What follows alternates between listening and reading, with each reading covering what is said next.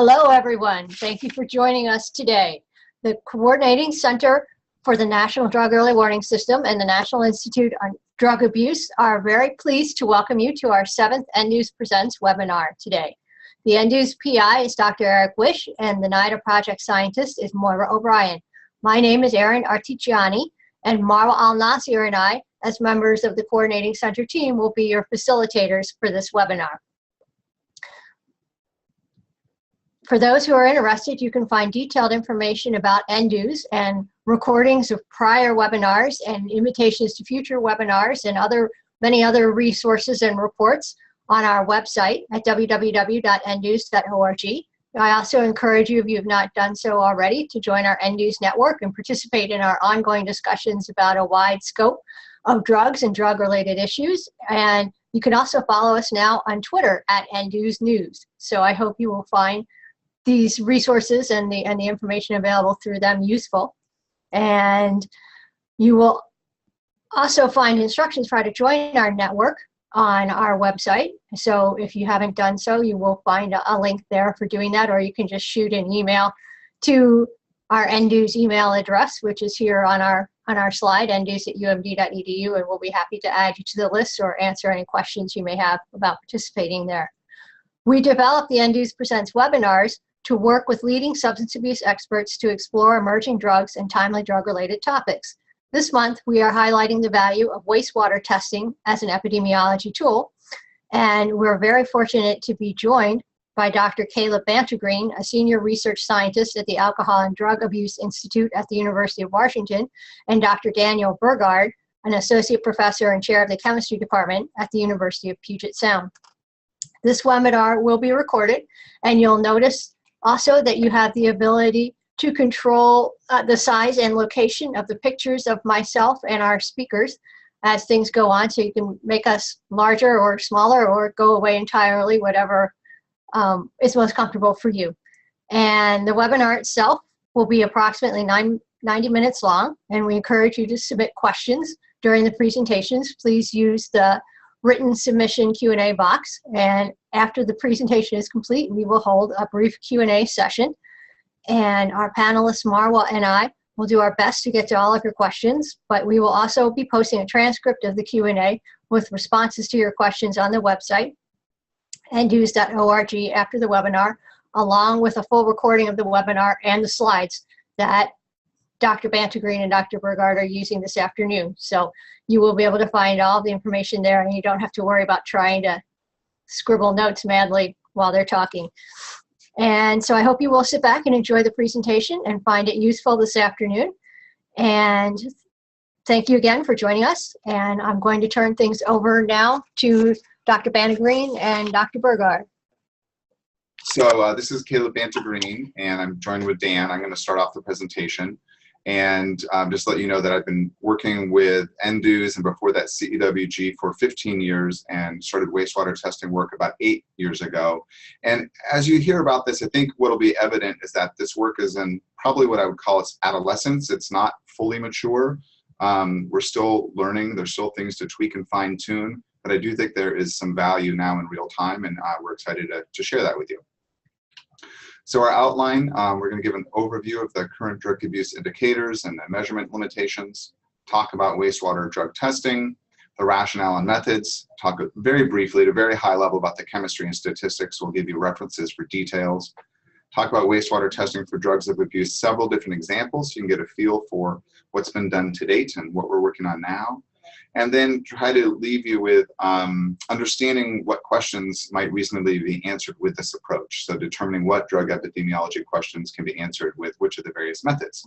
And then we'll have some time for questions and answers at the end. So starting off with an overview of current drug abuse indicator data and measurement issues, and I just sort of noted up here that the older green document is something we worked on for years, sort of classic descriptive drug epi measures. NDEWS is more recent incarnation of that.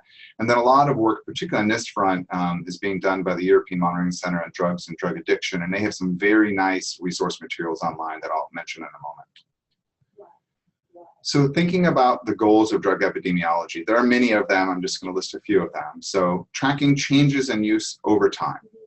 And that is interesting in terms of potentially evaluating interventions, whether those are policy interventions, law enforcement interventions, treatment prevention interventions. That's one aspect of looking at trends in, over time.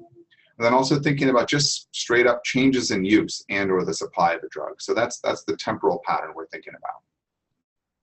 Another thing we're interested in is determining the level of use, whether it's the absolute or relative level, to get a sense of what's the prevalence, how big a problem is this, which is often then used to think about how are we going to prioritize our interventions, our responses, whether those are law enforcement or public health or treatment.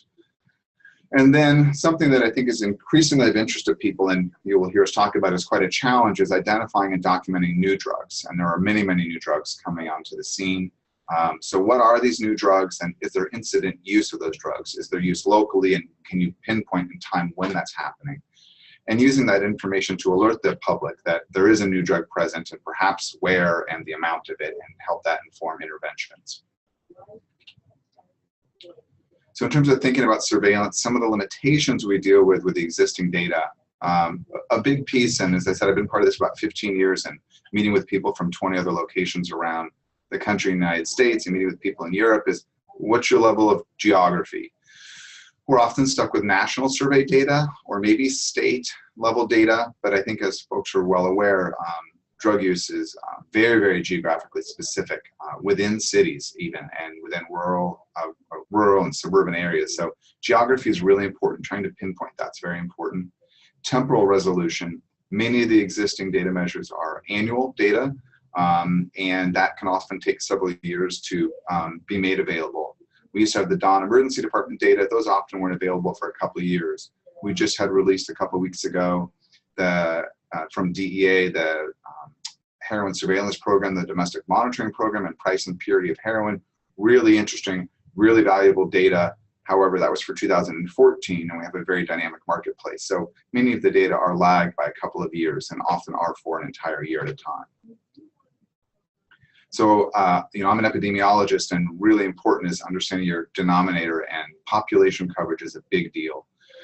Depending, and I'll talk about this, depending what data source you're looking at, a large proportion of drug using the community is often excluded, particularly from survey data. Another important issue is that we're often dealing with a small number of events in many jurisdictions, particularly when you get into smaller jurisdictions. You may have literally dozens of users, not hundreds or thousands, and how do you identify those highly indicated populations? And then what drugs are we actually talking about?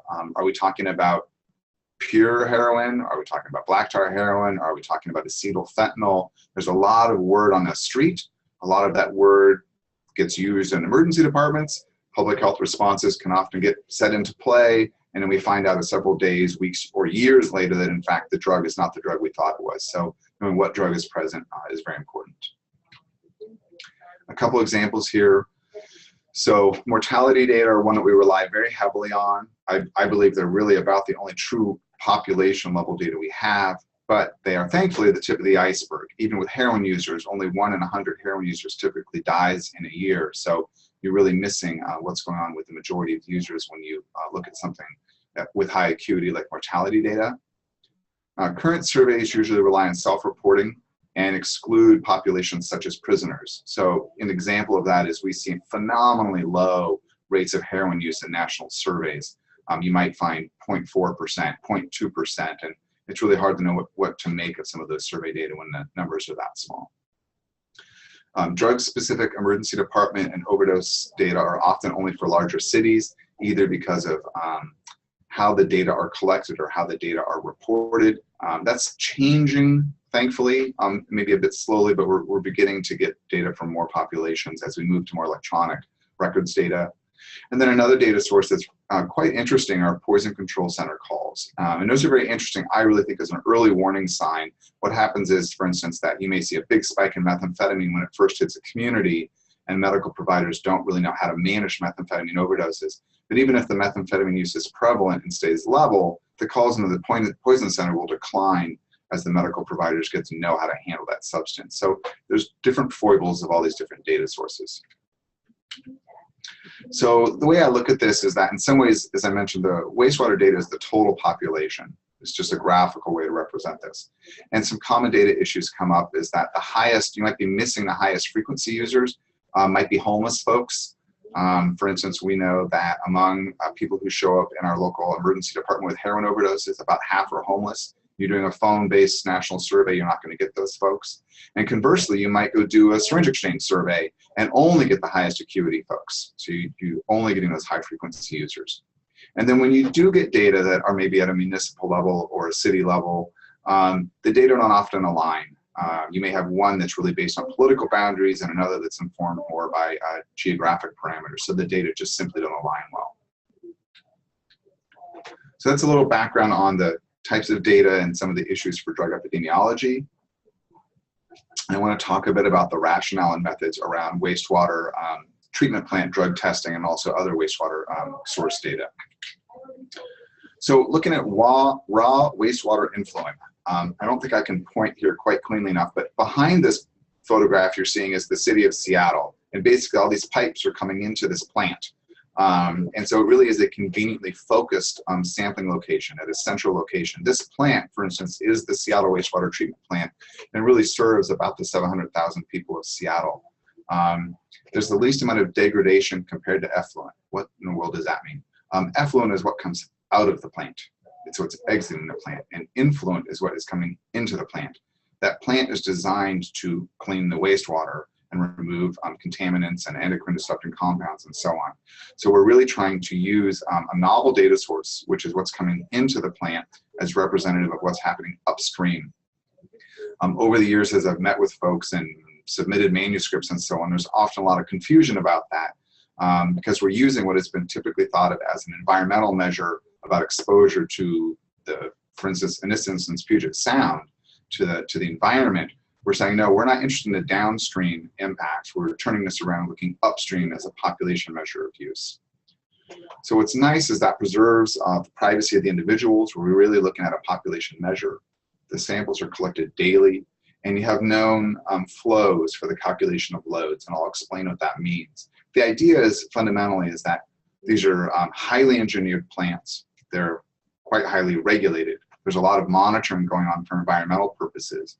And we're basically taking advantage of those processes. One last thing to say is that what often happens with these plants is that there is chemical analysis of the influent and then also chemical analysis of the effluent.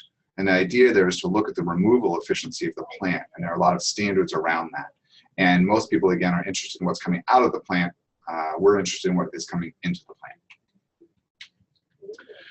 So some of the nice attributes of these data is they cover much of the population. Obviously not areas with septic. That's clearly not contributing to the sewer plants. You know, about 63% of the United States population does reside in cities.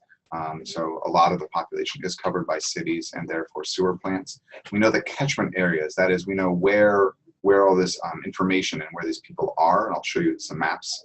They generally follow political boundaries, not perfectly, but there is some alignment with political boundaries, which helps compare to other data sources and is also helpful for local planners. People really, what I've learned over and over and over again going out in the communities, people want their data. They want their local data. They don't even want county data.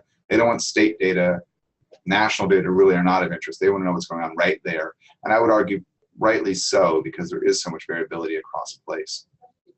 And really importantly, the GIS or Geographical Information System and mapping data are often available from local municipalities. And that becomes really important for understanding what places are physically being covered. It also allows people that if they wanted to bring in other data sources, such as census data that are based on place, if you wanted to do ecological analyses looking at context of drug use, that you could bring in some of that information as well. Other attributes is highly drug specific, as you will see.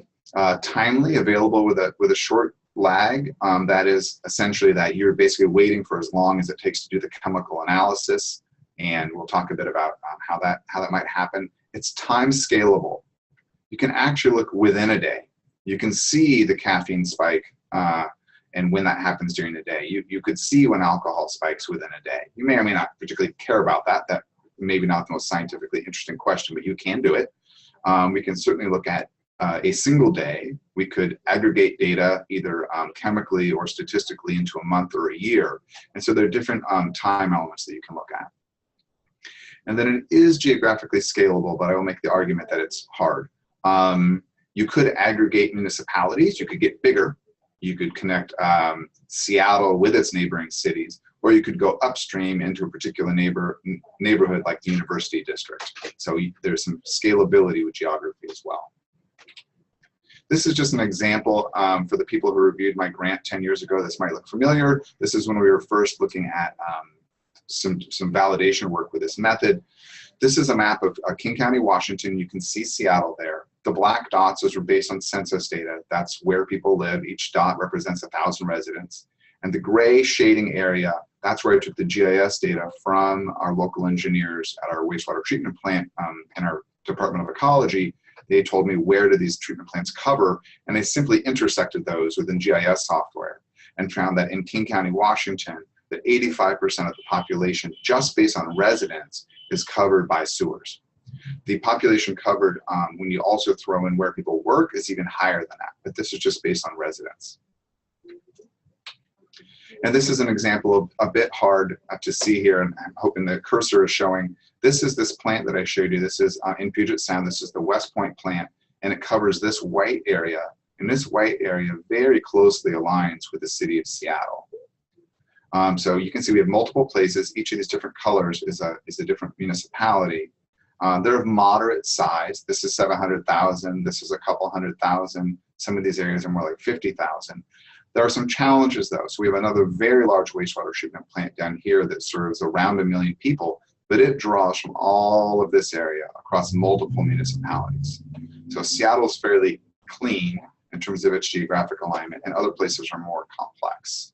And what would be important is if you are interested in this work would be to share this with your local planning folks, to say, I'm interested in this type of map.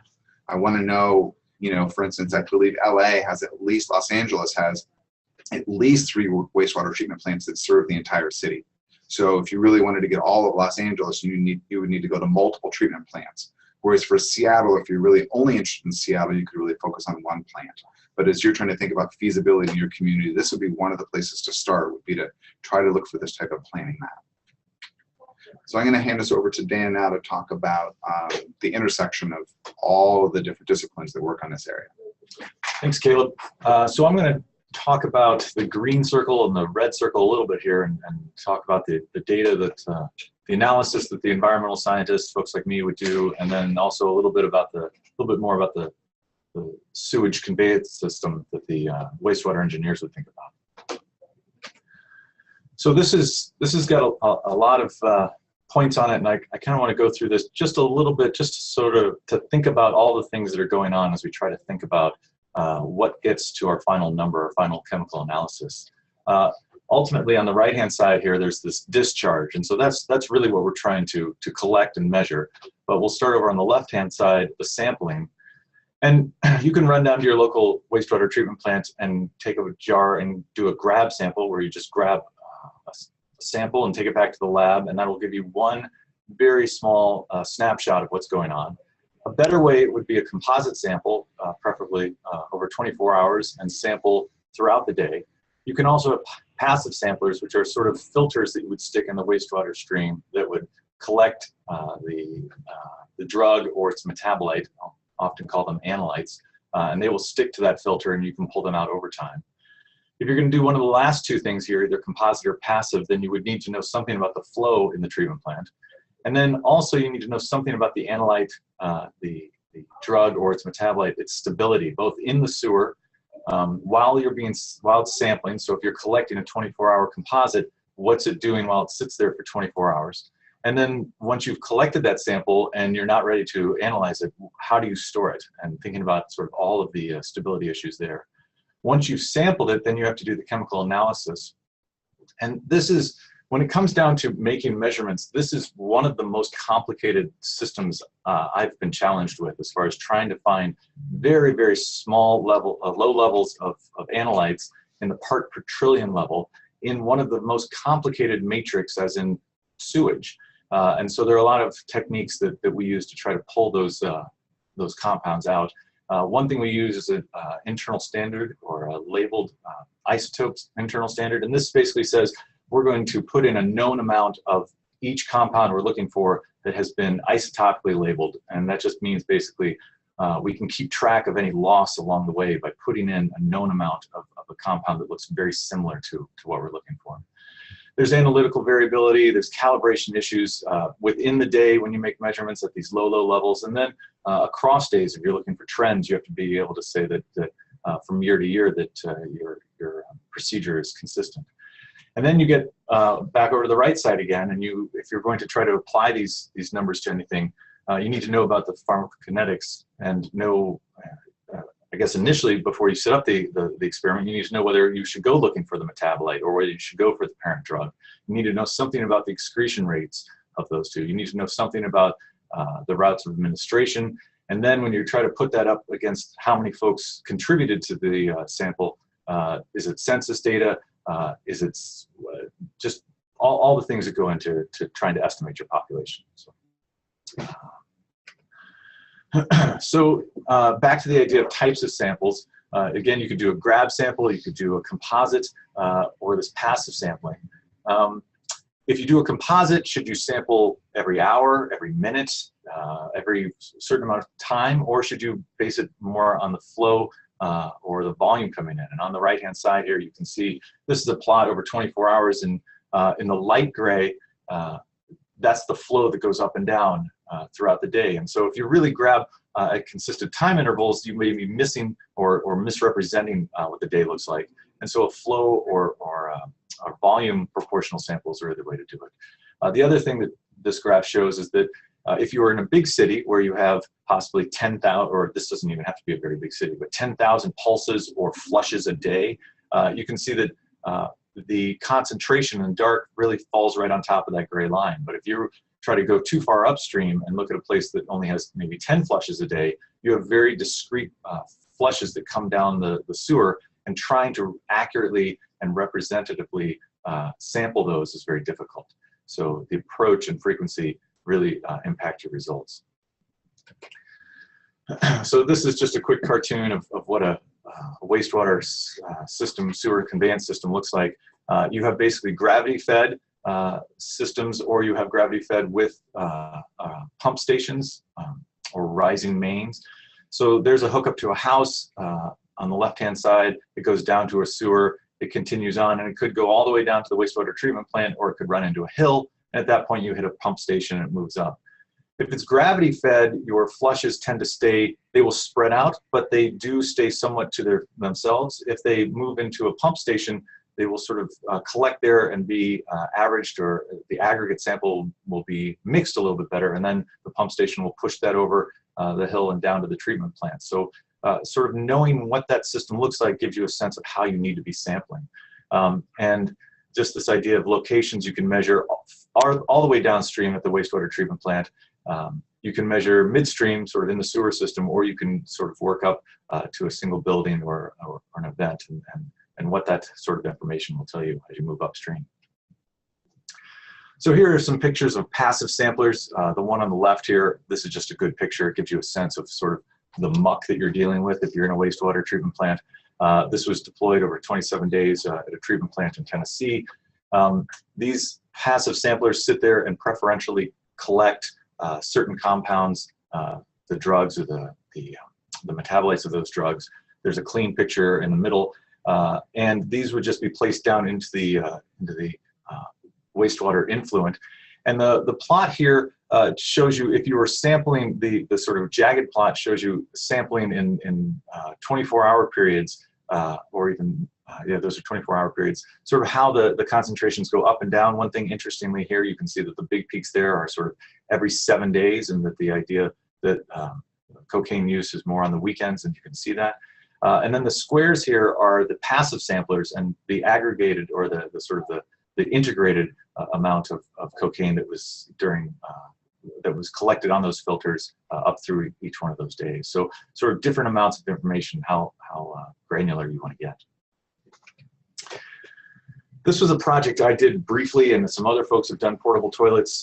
This was an idea that if the passive sampler, if you wanted to have a place where you collected everything, a portable toilet might work for you. I just like to show these pictures because that was me crawling around behind the portable toilet, installing those little counters. The idea here is that, fine, if we use a portable toilet, who's using it and how many discrete times have they been used? So we put these little counters on the back and ran a string underneath the portable toilet and connected that to the door, so that every time the door opened, you would get a click. This was at a way station out here in Washington. And so we watched for a while. The idea was, could we find stimulants being used by commercial truck drivers? And so we actually sat there for 16 hours and sort of recorded the types of folks where they were getting out of, whether it was a commercial vehicle or from a private car.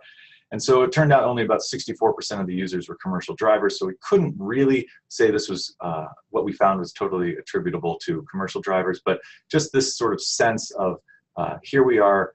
The sample is staying put, but even so, it's hard then to kind of get a sense of population. And even these uses per day, this is just sort of an interesting graph at the bottom. There are some half uses per day, and you ask, how could that be? That's because a lot of times, especially with a portable toilet, you would open the door, you'd look in, and then close it right up again, deciding you don't want to use it. So anyway, all of this, there are a lot of different sampling points you can try, I guess is what I'm trying to say. And I just want to briefly mention, there have also been examples of going to other places like music concerts or raves or nightclubs and going to portable toilets that are really more representative of a specific population, perhaps over a shorter period of time, like 4 to 8 hours. More typically, this is what you'll see. In the upper right-hand corner, this is an auto sampler at a wastewater treatment plant. Basically, it's a mini fridge that has that keeps the sample in it. And then there's a pump head at the top. The lower right-hand corner sort of shows you this pump head. But basically, that has a timer and a pump, and it's designed to pull up every so often a certain amount of water from the wastewater coming into the treatment plant. You can, again, set that to pull up a sample via time or via flow. On the left-hand side, the blue box and all the wires running down, those are all going to flow meters down in the sewer there. So you can use the flow meter to trigger when you want the pump to draw a sample up. But the upper right-hand corner is one that's refrigerated, so that helps to keep the degradation of the analytes, hopefully from falling apart while we wait to collect the 24 hours. The other ones are the one on the lower right is more of a, fits down into a manhole, and you can move upstream with something like that. Once you've collected, you then open up the sampler, you pull out here in the lower left-hand corner, that's what a wastewater sample looks like. You then take a sample of that main composite sample and you put it in a freezer like this one I have here, and you can either do the analysis right away, or if you're or you can freeze it and do analysis later. Very quickly, the chemical analysis, once you pull it out of your freezer and you defrost it, this is when you would add this isotopically labeled internal standard. And I mentioned this earlier. This is just to give you a sense that if we go looking for amphetamine, that is something that is an unknown in our sample, but we can put in a known amount of a chemically altered amphetamine. And so here, instead of having hydrogens on it, we put Ds, which stand for deuterium. They're basically just hydrogen that are a little bit heavier. But if we know how much of that we put in, we can look at the end, and if we see some sort of loss, then we can normalize for how much was lost along the way. It also gives us a sense of just making sure that the analysis, that everything's working well in the analysis. Once you've spiked it with the internal standard, you have sample preparation, and I'm not going to go into all of those, but there are quite a few steps there. And ultimately, the analysis is done, the quantification is done by tandem mass spectrometry. And this is the sort of thing you would get. This would be a typical run that we would go through and look at these 12 different analytes. This is a fairly clean chromatograms here, as far as the peaks don't have a lot of baseline noise, because this is a standard. So basically, I've spiked some water with these different compounds, either being the parent drug or the metabolite, and just sort of saying this is in the end what we hope to get, little peaks at different times that relate to different compounds. So then this would be a comparison of a standard to the actual raw wastewater. So I have two examples. The top two are looking for cocaine. The bottom two might be for heroin analysis. The top one is the parent cocaine compound. And there's a green peak there at the top. That's the standard. Just below that is, you can see a nice green peak for raw wastewater. The time is slightly different as far as on the x-axis here, but that's just that wastewater sometimes has things get through a little faster when you have all the other compounds in the sample. And then you can go looking for cocaine's metabolite, benzylecgonine, and again, the red peaks there, the standard, and you can find that quite easily, especially on a Saturday in raw wastewater. Slightly more complicated would be the story if you want to learn more about heroin. Here are metabolites 6-monoacetylmorphine and morphine. 6-MAM or 6-monoacetylmorphine is specific to heroin. And you can see here I have a standard, there's a peak, and just below it is raw wastewater, and I have an empty red circle. This doesn't mean that it's not in the wastewater, it just means that either it has possibly degraded or possibly it's just below the level of detection that I can go looking for. Below that then is morphine, which would also be a metabolite of heroin. However, it's also, it's prescribed, and so it could be used. You would have to be able to pull out the morphine that's being used legally from, yeah, so MS-Contin or morphine or the other medications that are often used either in hospital or in chronic pain. There's a lot of morphine getting used out there, and so you could, in theory, take the amount of morphine from DEA ARCOS data and say this is how much we believe is sold, this is how much is used per day, and then you could have an expected value based on sales and compare that to the amount detected, and saying that the difference is due to heroin. That is theoretically possible to do. It has been done in some places. As you'll see as we go further in, confidence intervals get pretty big and you're not really sure what precision you're looking at. So that's why it's ideal to look for the metabolite. Just to mention for 6-monoacetylmorphine, when I look at mortality data, about only 1 in 8 cases in which we know the person consumed heroin do we even find it in body fluids. So we know that 6-monoacetylmorphine metabolizes very, very quickly. And so it's not, frankly, a big surprise that it's not easy to detect in wastewater. It is unfortunate, particularly given how much heroin use is increasing and the dynamics are changing in the United States. It'd be nice to be able to document that. So far, as you'll see as we go on, this is probably not the ideal way to be looking for the emergence of heroin. And as we'll talk more about other opioids as well. So here are some sort of the first drugs that folks in the wastewater-based epidemiology group started looking for, the first drugs that were analyzed, and basically whether we went looking for the unchanged drug, the parent drug, or whether we would look for the metabolite in the wastewater, and just sort of the percent excreted in the urine, and which one, whether you choose to go looking for both the parent and the metabolite, or just the metabolite. That's, yeah. I guess the next slide is just to say those are sort of when the field first started maybe 10 years ago, those are some of the first compounds that we went looking for. Since then, though, there have been quite a few new drugs hitting the market, and being able to keep track of these or look for these can be a challenge for sure. Yeah, and this is just out of the European Monitoring Center, their early warning system. You can see the sheer number of new substances that have come on the scene over the last 7 years. And these cannabinoids are probably what a lot of us would call cannabimimetics. And you can see the cathinones, like methcathinone related to the cotton synthetics we think of as bath salts. The real point is the sheer number of new compounds. And then you'd have to think about, if you're interested in these compounds, how many people are actually using them? How long is that compound actually going to be on the market before something shifts? It is a brave new complicated world, and there are some different approaches to dealing with this that we'll talk about towards the end. It is very complicated. So one of the last things I'll talk about here before we let Caleb talk again is this idea of what to go looking for. If you analyze on the plant, the compound is called THCA, or tetrahydrocannabinol, THCA.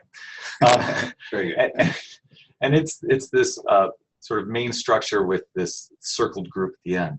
Once cannabis is used, you then lose that, and that's THC, the psychoactive drug. So that's what will give you the high. The question is, do you go looking for that, or do you go looking for the metabolite? And in your body, you will break that, or to excrete that, it'll be turned into THC-COOH, basically putting that same group on a different spot on the molecule. And that in urine will be excreted, but the percentage that it's excreted is only at about 0.6%. There's some of that also in the feces, and that's fine, except that in drug tests, you'll go looking just in the urine. And if we're using wastewater, we have to consider both of these sources. And these are both, I have the little squiggle in front because both of these are not super well known. And this is really something that for tracking cannabis use is a challenge in wastewater approach. And the issue is that if you don't know in the sample you have how to back calculate, you don't know if you find carboxy THC, is that 1% of the amount of THC was consumed, or is it 5%? That means that your estimate of the amount excreted and consumed can be off multiple fold. And that's a real challenge if you're trying to understand the absolute level of use. So that's something that I'm just putting out to this group for consideration. You know, there's when it comes to even the urine estimates, the pharmacokinetics and dynamics, the research that's been done for years by Marilyn Hustis and Ed Cohn and others, that's generally done in urine or blood, and often with a narrow subset of people, often heavy users, and there are potentially different issues with heavy versus infrequent users. And it's, as I said, only done with urine, and so you get these estimates that you saw previously about the percent excreted, but that study may have had 6 people or 12 people, and all of a sudden now we're talking about entire populations with much more heterogeneity in the types of users and how they use. So there's a lot that's unknown, and it makes our estimates less precise because of that.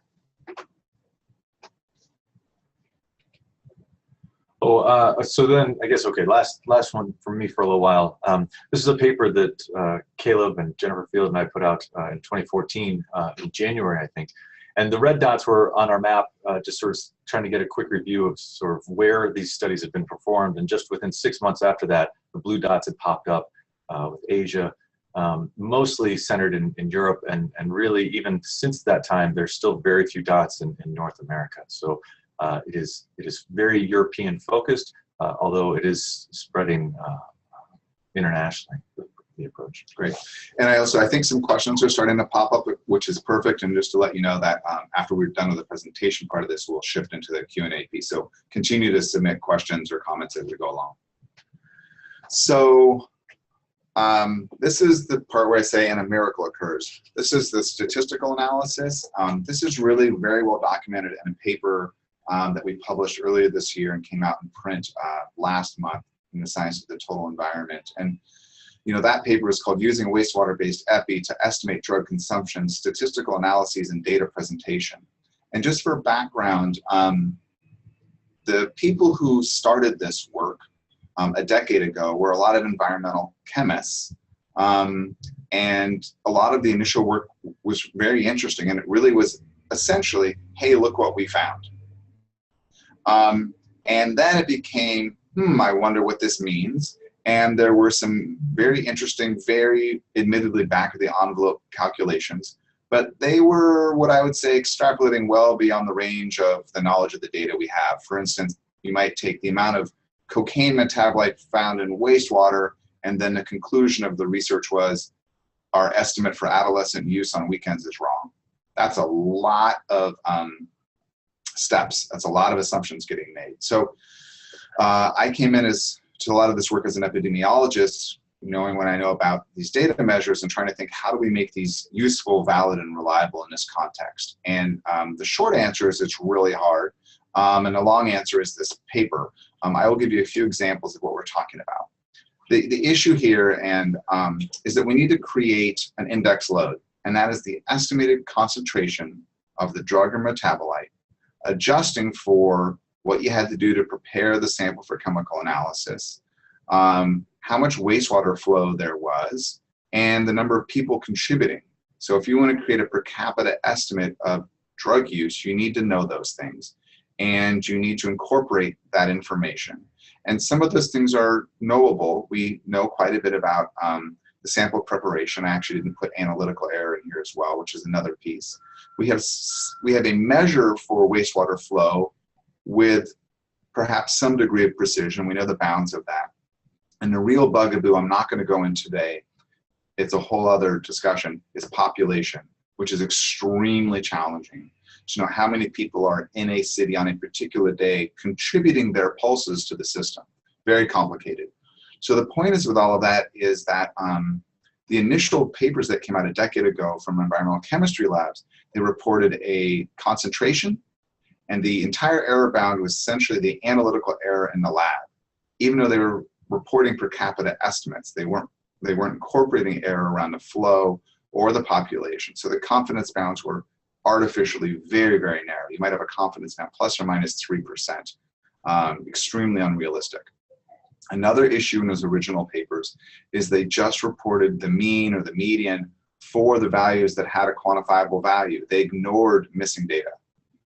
That's obviously extremely problematic, and I'll describe why. It's very informative, and so that needs to get incorporated as well. And in fact, that's the point of this paper, if you're interested in those details. So I want to mention as an example here, what that paper drew upon was a NIDA R21, thank you very much to myself and Dr. Jennifer Field. And that paper, we actually started with 20 cities. We had some challenges with some of the samples from one city, so we really used data from 19 cities in Oregon and Washington. We used a time-based, stratified, random sampling approach, accounting for seasonality and interweek variation. What does that mean? We got a total of 14 samples each quarter, so that to make sure we got 2 Saturdays, 2 Wednesdays, 2 Thursdays on random days of the week. So we blocked on quarter to get the seasonal variability, and then we ended up with 56 samples per year. And I'll just mention as a side note, I made up this sampling frame based on my sort of general knowledge about epidemiology. There is subsequently Christoph Ort in Switzerland has published a very nice paper talking about different sampling approaches, and you can look at that paper to see what degree of error you get with this sampling frame. The short answer is it's pretty good. 56 days with this sampling frame is a pretty good measure of a year. Okay, so then the wastewater treatment plants provided 24-hour composite samples. They did not all sample at the same time of day. Some would draw that sample at 8 a.m., some would draw it at noon, so they're not perfectly comparable. Some would be flow-based, some would be volume-based, but they were all 24-hour composite samples. And we focused on 6 main analytes of interest. Benzoylecgonine is the metabolite of cocaine, methamphetamine, 3,4-methylene dioxymethamphetamine, MDMA, oxycodone, hydrocodone, and methadone. First, just talking about the censoring. This was a really big deal when we first got results back, and we realized how much censoring there was. The amount of censoring, if you think about it by city drug combination, the 6 drugs over 19 cities, ranged from 0%, no censoring, to 94%.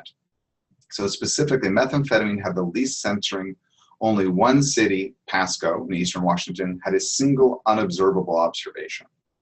So methamphetamine, we essentially were able to quantify virtually every single day. On the opposite end was MDMA. We had complete observations for no wastewater treatment plant. For no plant, including Seattle and Portland, could we identify MDMA on every single day.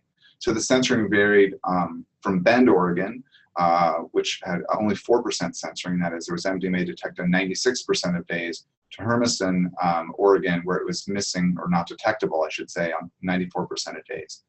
And every city had at least one observation below the limit of detection. I'm not going to go into this a lot of detail here, but you basically have limits when you're doing analytic chemistry of the limit of detection. Can you find it at all? Is it present? And the limit of quantification. Can you stick a number on it? I hope I'm not making Dan cry when I butcher his entire area of science. So these patterns of missingness are likely related to typical usage patterns, where we might expect MDMA to be present at low quantities, if at all, on weekdays. But we might expect methamphetamine use to be more uniform across days of week, at least in the northwestern part of the United States, where methamphetamine use has been endemic for about 15 years. So I want to keep moving here. This is just the way they report the distribution of the data. So when you have a lot of censoring, you have data on less than 20% of samples, you might just present the number of samples where you could detect anything. And that's what we did here. This is for MDMA. And for those where you have 50 to 80%, you may use a form of maximum likelihood estimation. For samples where you have more than 80%, you can use survival analyses, the Kaplan-Meier approach. So this is just showing the distribution of the data here, and the type of statistical method we used is based on the shading in the background. So on the opposite end, that was MDMA. This is for methamphetamine, showing the distribution of the data, with only Pasco having incomplete data. This is just a complete data analysis approach. This is easy. Methamphetamine, West Coast, regular statistics, pretty easy. But as you saw in a previous one, MDMA, you get a very different approach. So all those box plots I just showed you represented the distribution of observations over the year, or the hypothetical distribution if they're censoring. The next data are the final estimate of the yearly average daily index load. So we also focus on the error bounds created by the above combination of the error components. So we want to give an estimate of the uncertainty around the mean. If you want to look at the difference between cities or within a city for a drug over time, you have to have confidence bounds so that you can actually say this is a statistically significant difference, yes or no. And so this is just an example for methamphetamine. You can actually see that this is the mean level across all the samples. So we can say that there is a statistically significant difference, that Seattle is significantly lower than the average, and that it is significantly lower than Aberdeen, and it is actually also significantly lower than Tacoma. So this is the average mean across all cities, and now I can use these data in an epidemiological context to statistically compare the level of methamphetamine across places. So just wrapping that up, incorporating information on all the samples can be done. Results can be used to test differences between places. The type of drug, the type of place, and the pattern of drug use necessarily impacts the distribution of the results, which in turn impacts the statistical approaches needed to summarize the data, which impacts how results can be used. I would say that for drugs in places with substantial results below detection or quantification, and you have a desire to measure the level of drug use, citywide 24-hour composite wastewater sampling may not yield useful results. If you're in a small town with only occasional MDMA use, you may want to use a different approach than this. It may not be very sensitive for what you're trying to test for. As I said, other approaches such as sampling upstream of the venue may be more appropriate. And if the question is simply, is this drug present or not, passive sampling or another type of analysis called non-target analysis might be appropriate. So the error estimates will need to be adapted to the local context and the approaches to estimating error components. These still need to be refined, for instance, population. So I'll just say very quickly that you can take a population estimate. So when I have a GIS shapefile for Seattle, I can overlay that with census data for Seattle, and I can say that's the population that we think resides in this area. And sometimes, not always, we have other survey data we can bring in about commuting patterns that tells us the daytime population in an area. So we might be able to adjust that and say, this is the resident population, and midweek we think the population increases 30%. I'm hopeful that someday we'll have much better estimates based on cell phone utilization or other things that would give us a better measure of actual population on a particular day. I still think it's important to bring in those population, the variability and the direction of variability into these estimates, just to make sure you are, at minimum, accounting for that in your confidence bounds. The censoring and error bounds is essential for producing results used for epidemiological analyses. You cannot ignore them. Imagine you have a city, you're interested in MDMA, you only find it on 3 days, and you only report the mean value on those 3 days and say it applies to the whole year. That's obviously completely invalid. What you really need to say is, we found MDMA on 6% of days, or 3 out of 50. That's a meaningful result. So while the confidence interval is around a small estimate, I think what's important is that we end up with fairly wide confidence intervals. However, I would argue that it's around a valid estimate.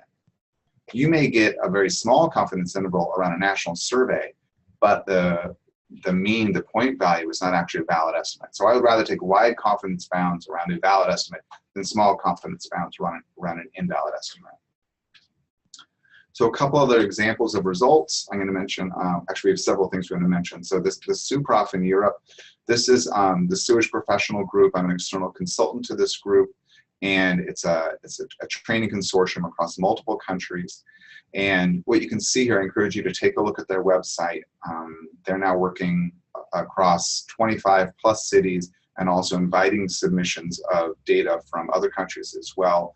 We have contributed to that, which I'll show in a minute. So these top images here, this is just their website.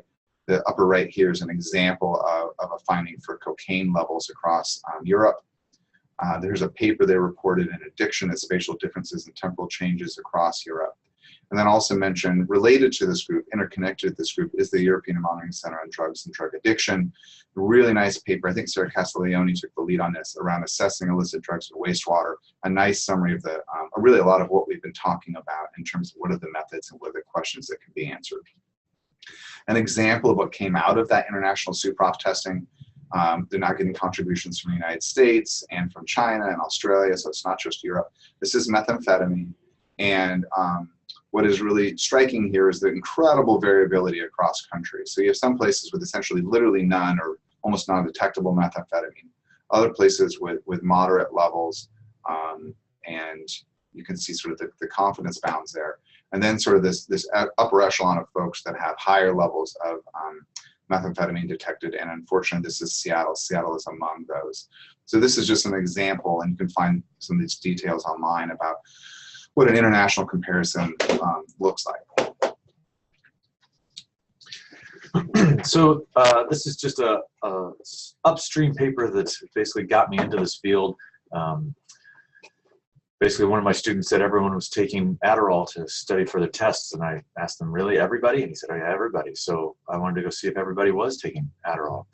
The idea here was that instead of asking the students, we would use the wastewater coming out of the college, and that the ADHD medication Adderall would change over time with high stress times. And so we collected just a couple of times for a couple of 3-day periods across the 2 semesters, blue being one semester, red being the other semester. The first week being the first week of school, a low stress period, and basically both semesters had the same background coming from the dorms, and this would be students presumably who were prescribed the Adderall drug and were using it regularly. And then an increase at midterms week, then post-midterms, and then in the second semester we actually looked in the last week of school, and then finals week, an increase there. And this is just to basically say you can go upstream. This was actually coming from a set of dorms that had about 500 students in it. And the uncertainty there is based actually more on the analytical uncertainty. And the paper that's reported there actually has larger error bounds because of the sampling. So this was sort of my first foray into sort of getting a sense of how error bounds are going to increase as you move upstream, just because of the sampling and how important that is. We took that study and compared it with an online survey that one of my colleagues in psychology did. And this is just basically to say that when we asked students across campus about their use of non-prescriptive Adderall, that basically from the first week of school to time 2, which is the midterms, and then time 3, which is finals, that there was an increase from time 1 to 2 and also from time 1 to 3, and that an increase from 0.8% to 3.2%, roughly 3 times, threefold increase, and that's what we found in the wastewater, and 0.8 up to 2.8 from first week of school to finals week, and again saw an increase in wastewater. This is I don't know if that's making you cringe as far as the comparisons there. We're each making each other cringe. No, I mean, right. So just trying to get a crude sense of, do these data correlate and move with each other? And I think this is suggestive that they do. Yeah. And then a project that Caleb and I are both working on that's funded by NIDA is a 3-year pilot study of 2 treatment plants in Western Washington. We started collecting 8 months before the recreational stores opened. And so December 2013 is when we started collecting our first samples. We have 28 months of recreational stores being open. And then before we finish up at the end of this year, 2016, we'll have the last 6 months where Washington State has started to regulate the medicinal stores. Before July 2016, they had not regulated that, and we really had no idea how much medical cannabis was being sold. So in this grant, those are the 4 aims down below, and just sort of to highlight some things here, could we, in aim 2, just this idea that how well or can we correlate some wastewater data to some of the state survey data? And then the really interesting thing at the end here would be, could we put a number on the legal marketplace and see how big that is in comparison to the other sources. And the way that we would be able to do this is that the state very closely tracks the sales of marijuana with their traceability system.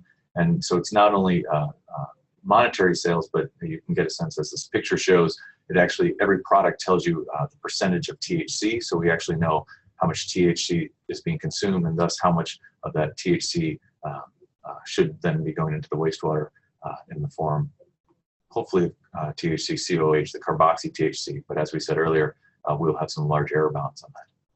And so, you might have a question of, a question is, does creating a retail marijuana market, or does adding a medical marijuana market have a net increase in marijuana use, yes or no? And that gives you some sense of whether you are displacing the black market, which is what the Holder memo declared to states, that one of the things that we're looking at is the displacement of a black market with this retail market. So you can start to try to address some of these larger policy questions with these data.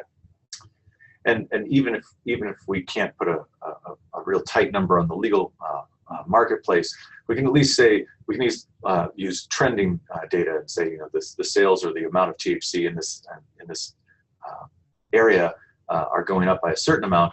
Do we see that same increase? And if not, that will be interesting too, just as far as relative trends. Okay, so I think kind of wrapping up here in terms of, we're spot on time. So other possible applications, as you're looking at this, questions to start with are, what are the target analytes? As in, what am I looking for? Am I interested in marijuana? Do you want to look for marijuana? Do you want to look for THC as the active metabolite? That's just one of many cannabinoids in marijuana. And then within that, are you interested in the metabolite or the parent drug? And what do they represent at the total population level? What does this actually mean? What are the issues around degradation and metabolization? So degradation, we're typically thinking about that during the sewer transport time. Is it sitting in that sewer line for 20 minutes or 20 hours? Those are biologically active environments, so a lot can happen there. And then also what's happening in terms of metabolization both in the sewer and in the human being. And potentially also even while it's getting stored. That's why we often like to try to store the samples as they're collected at cold temperatures so that there's not as much degradation. What loads are likely present, otherwise known as how much drug do you think there's likely to be? Are you expecting to see something like 6-monoacetylmorphine at 8 nanograms? Or are you expecting to see something like methamphetamine at 1,000? That's going to have very different impacts on your ability to actually detect the drug at all, let alone talk about changes in use. And what's the chemical structure of the compound, the impact on analysis? There's a whole other area, as a side note, I haven't mentioned that there are some compounds that due to their chemistry, you can actually learn different things about the source of the drug, particularly methamphetamines. MDMA and methamphetamine have different stereochemistry that can tell you something about how the drug is being produced and whether you were looking at a drug that was metabolized or in a production phase. There's some interesting papers on that out of Northern Europe. And then expertise needed. This is just the beginning list. Is chemistry and toxicology. So you have chemistry, you need to do the actual chemical work. Toxicology, understanding how this all plays out in human beings. Engineering, understanding these sewer systems and the impacts of those. Medical and public health practice. What do human beings actually do? Pharmacology, trying to understand how these compounds are produced and consumed and the impacts of them. Ethics, which I'll talk about in a moment. And then epidemiology, being, of course, by far the most important science, is understanding how you actually interpret and contextualize these data. So ethics, really important here is, can these findings identify an individual or a household? It's difficult to do, and that would be well out of the realm of science and well into the realm of law enforcement. That is certainly something that could happen. It's certainly something that I wouldn't do and would not find interesting. Are your results going to highlight or stigmatize a population? So really thinking about reporting findings cautiously and trying to obscure a specific location, a venue, or a setting. Are you sampling at a school or a prison or a particular neighborhood? Really trying to be mindful and thoughtful about that, about not adding stigma to a population. This isn't exactly an ethics term, it's more about being specific, but be really careful with language. You really can't ascribe motivation or behavior, such as abuse, to the simple presence of a drug. All this is the presence of a drug. We know nothing about the motivation for its use. And there's a nice paper by Wayne Hall in Addiction that touches on a lot of these topics that I steer people towards. And so what does this mean for you? I encourage you to really think carefully about, what do you really want to know? Is it that a specific drug is present? Are you really trying to look at your whole city? Are you interested in a specific venue or location or population? Are you trying to compare trends across place or time? Thinking about the characteristics of the drug or the drugs, the users, and the system. You'll need to do some background, review the literature, and talk with experts to actually think about what are the right questions to even ask. And almost universally, I would encourage people to consider a pilot study at the front end. What I haven't talked about is, how do you go get that sample? I'll just share with you that in my experience, I often will simultaneously call the person in the health department who oversees environmental health and therefore the wastewater treatment plant, if that's where that bureaucracy resides, and the person who actually manages the lab, the person who would actually have to pull that sample for you every single day, sort of starting at both ends of the system to see if you can get cooperation. And then really a pilot study, maybe trying to get 7 or 14 consecutive days of samples. Feasibility, can you actually get the samples? Are people storing them as you hope and think that they are? And then what levels of drugs are you looking at? One of the things we haven't talked a lot about is, I'm making up a number, it may be reasonable to start with something like looking for a dozen drugs. The more drugs you look at, generally speaking, the harder it is to find any of them with much precision. I'm actually going to see if Dan wants to put in anything about that issue, because that's an important one. People are like, oh, I want to look at 50 drugs. Well, there's a cost to that, a real cost, and also a precision cost. Certainly.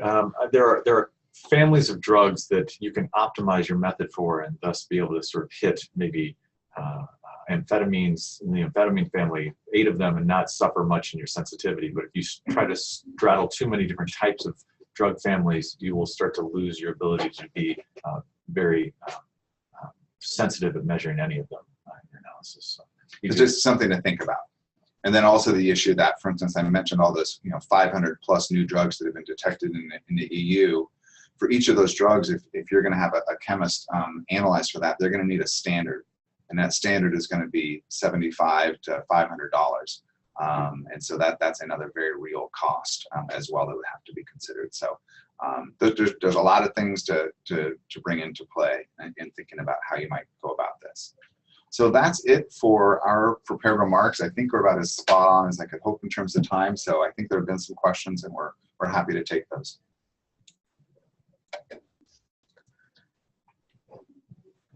All right, thank you guys. I really appreciate your presentation this afternoon. You did a great job, and I'm sure that it is engendering a lot of thoughtful discussion amongst our viewers and amongst our other network members as well, and hopefully it will continue even after today. But we do have a few questions that I thought we could throw out to you that we've gotten from our viewers.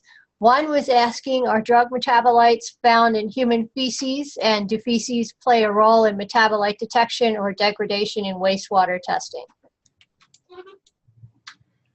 Yeah, I mean, the example we gave for carboxy THC, that's one of the, at least my understanding, that's one of the tougher ones to do because it is lipophilic, or it stays in it's more interested in other things than water or your urine. And so it will, that would be your feces or other particles that are in the sewer. So it is difficult to do that. Whereas the amphetamines are fairly water soluble, and therefore they tend to want to stay in water and not partition onto a particle in the sample or stay in feces. And then you also have the issue about the chemical properties of the drug and what it sticks to. And then there's also metabolization, whereas you might find a carboxy THC at maybe a 1% level in urine. We think that for methamphetamine, about 50% is unmetabolized and excreted, I believe, primarily in urine. So obviously there's more marijuana use than there is methamphetamine use pretty much everywhere. But methamphetamine is way easier to detect at much higher levels. So following up on your comments there about methamphetamine, one of our viewers asked if there is a concern about false positive methamphetamine results from cold and sinus medications such as Sudafed. I'm trying to remember the details there. You know, pseudoephedrine is a different and unique compound than methamphetamine. So I don't believe you're going to get any, you're not going to get false positives, I believe, in terms of cross-reactivity. You're not going to get weird, Dan, please correct me, cross-reactivity issues with the level of chemistry we're doing. This is not like urine testing, which often is not very specific for certain compounds. Yeah. I'm not sure if there are any over-the-counter or any sort of drugs that would have methamphetamine in them. So there are. I mean, there's Dizoxin, which is a diet drug. There are some Vicks inhalers that might have some of those products. And we did do in one of our papers looking at methamphetamine, we did run through some of those calculations around methamphetamine, and those potential sort of over-the-counter or prescription medication contributions to methamphetamine, if I recall, were way under 1% around a methamphetamine that we believe is detectable. So there's different issues. One is, are you getting the correct compound? And then the other is, what is the source? Is it an illicit drug, or is it a pharmaceutical or over-the-counter medication? So then I would say that if you're assuming the source is coming from illicit use, then no, there's no in the chemical analysis, methamphetamine looks only like methamphetamine and not like any of the other amine drugs. The added challenge, just for fun, is the stereochemistry, in that there are essentially left and right forms of methamphetamine, and they have differential psychoactive properties, which one's more desirable in terms of getting high, and that the manufacturing processes, different manufacturing processes, will result in different mixtures of those compounds, and then some of the over-the-counter compounds have more or less of one of those. Obviously, a Vicks inhaler is going to try to decrease the psychoactive properties of the methamphetamine. All right, thank you. Another one of our viewers asks, how does climate or extreme weather events influence wastewater testing? Not a lot. I will say this, that in the winter months here in the Northwest, we have a lot more rainfall, and in a lot of cities you will have the surface water being diverted from the wastewater treatment plants. So in theory, you wouldn't have the wastewater treatment plants concentrations affected by the rainfall. In practice, that is not true. The ground becomes saturated with water. The water then seeps into cracks in the sewer lines, and you do have an increase. So the concentrations that we measure are typically lower in the winter, but then the flow accounts for that, because then we can divide by flow and get back up to the same amount of total grams used. And then the challenge is that is diluting the sample, and if you have a compound you're interested in that is near the level of quantification, you may not be able to detect it in the winter, for instance. Yeah. Okay, thank you for that. And to pull us back out a little bit from some of these details, one of our viewers submitted a question asking, what is the big picture of this kind of research? After all the data is obtained, is there a final outcome, or how can the data be used? Yeah, so that's a great question, and so that was the reason I was showing that example from SUPROF of the probably 40 different cities around methamphetamine use. So I guess I would answer this in multiple ways. You can compare across places what's the level of drug use. That may or may not be interesting. It's probably very interesting to the UNODC that's trying to look at drug policy and the impacts on drug use and so on, and we're restricting supply. Is that having an impact? You can answer a lot of other questions that I would mention as well. You can answer policy questions like we're talking about with marijuana. You could answer Other questions such as, is this drug even present? Is there some new novel drug that is present or not?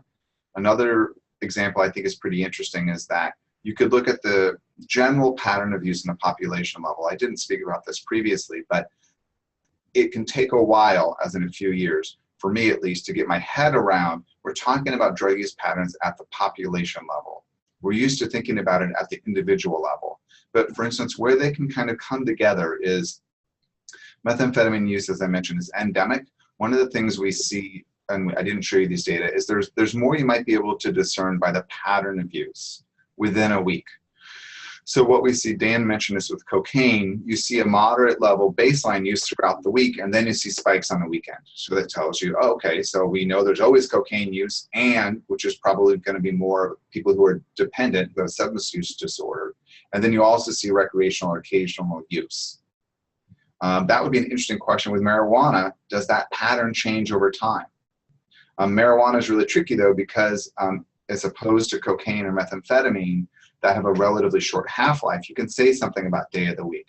With marijuana, that goes away. It's lipid soluble. You excrete it over days and even weeks. So you can't say that with marijuana, but you can with methamphetamine. So I might be able to compare methamphetamine use on the West Coast, where it's almost flatline across day of a week. Most of the use is regular habitual use. But then you might go to a community where use is not endemic. It's not mostly people with substance use disorder. It might be used in a more of a party drug context on the weekend. And so you might actually get a lot of meaning out of something like methamphetamine, where you look at not just the level of use, but also the day of the week. If you just saw methamphetamine use on your Saturday, Sunday sample, that would be indicating that, okay, this is a relatively low level of use, and it looks like it's episodic. And what you could then look at is, are there changes in supply or policy where that pattern of use is shifting that might actually shift people to habitual use? So I'm just giving some examples. There are all sorts of different types of questions that you could look at with this method. Okay, that was great. Thank you very much. I have a question here from another viewer who says, first off, thank you for your very informative presentations. And she noticed that you mentioned during your presentation difficulties with new psychoactive substances, and wonders if you have started to assess these substances at all in your research, and if you have seen any usage patterns in your analyses despite the many limitations associated with their detection. So one example from a couple of years ago is we were doing a citywide testing that temporally aligned with a large rave, a large event, and we looked at essentially 3 weeks of testing. And we looked at MDMA and we looked at methamphetamine, and we saw MDMA increase on every weekend. It increased even more on the weekend of the big rave. And then we were looking for the drug methylone, and we saw that increase substantially on the weekend of the rave. And we looked for another compound, ethylone, that we did not see increase. So that's an example where we chose to sort of zoom in on an event, and we thought there'd be enough use with tens of thousands of people that we could detect it at the city level, and we could. So that's just an example of the ability to sort of intensify the analysis. What else would you say about the novel drugs? Well, we discussed briefly the idea of talking about high-resolution mass spectrometry, and this idea that everything we've gone looking for or presented today it's the drug that we know to go looking for, and that's the way that is the easiest way to go. But you can also basically with high-resolution mass spec analyze your samples and then work backwards and try to figure out what some of these peaks are. It's very challenging. It's very data intensive, but there are ways to try to pull out compounds that might be in there, but you still sort of have to have a guess a little bit of what you're looking for, or parent structure or something. But, so we call non-targeted analysis, and it's sort of an evolving method that has its own pros and cons. Yeah. Okay, so we have a viewer who's asking a question about heroin and morphine, and she says that you had mentioned how they are difficult to measure because of the way they are metabolized or decomposed, and she wonders, do other synthetic or semi-synthetic opioids pose similar problems in wastewater measurement? So we've looked for fentanyl and acetylfentanyl in June in Seattle. And I'm going to ask Dan to say what he found. But we did try to look for those compounds. We know that fentanyl has there's a pharmaceutical component. It's prescribed for severe pain. There's a lot of hospital utilization of fentanyl. And of course, we know there's a lot of illicit manufacturing of fentanyl. And then there are fentanyl analogs like acetylfentanyl. And Dan is going to tell you what we found. The answer is we didn't find much, but I also didn't, I sort of stabbed at it rather than really going after it. And this is this idea of, you know, you can just keep adding more and more drugs to what your analysis is going to be. But as you do that, you're going to lose sensitivity for other ones. And so I basically tried to do a quick check to see if it was sort of a presence, not presence, but at least for those over the background, no, not that. And the sense was that I believe that qualitatively it looked like fentanyl was present, but weren't able to easily quantify it. The issue, though, is as people are well familiar, we hear all these numbers all the time, and I have no idea what's actually true. You know, is acetylfentanyl, phenylfentanyl, carfentanil, sufentanil? Fentanyl is highly, highly potent. The inverse of that is that you're going to find it at very low concentrations, which is what we found. So fentanyl, which has a large pharmaceutical component as well, it's fairly widely used in hospital settings. That was barely able to be detected, and that is a high potency compound with a lot of use. So carfentanil or sufentanil are going to be at much, much, much, much, much lower concentrations because they're more potent, lower concentration with fewer users. So I would argue that it is unlikely, from what I've seen, that tandem mass spec is going to be the right tool to find those newer fentanyl analogs. That's something where passive sampling might be useful because you could actually find that specific compound. And the challenge is the timeliness of this is really important. We're fortunate right now in the Northwest that to date, we've only had a couple dozen fentanyl-involved overdoses in 2016, while my friends and colleagues across the country have had hundreds in their cities. The main indicator that these new fentanyl compounds are in your city is that dozens of people start dying. So we don't have a lot of warning. So it would be great to have some sort of warning beforehand that these compounds are present. I think this is complicated. I don't think this method is particularly well suited. Certainly the method that we're generally using is well suited. And a passive sampling would be tricky as well because this is happening on the order of weeks, right? I mean, a new drug coming into a community, having uptake and leading to overdoses happens on the order of weeks. As a side note, and I can't help but editorialize because that's what I like to do, as someone who really studies opioid use disorder, if you really wanted to do something about fentanyl, you would inoculate your population with agonist medications such as methadone or buprenorphine. So this is perhaps less of an epi problem than it is a public health intervention and treatment issue. All right, thank you. I have just a couple more questions here. One is from a viewer who is wondering what funding agencies in the U.S. support this type of work. I know you mentioned NIDA a few times during your presentation, but is there any place else that people should look? Maybe National Science Foundation? Maybe. we got a week maybe. Right. On that. We got a week maybe.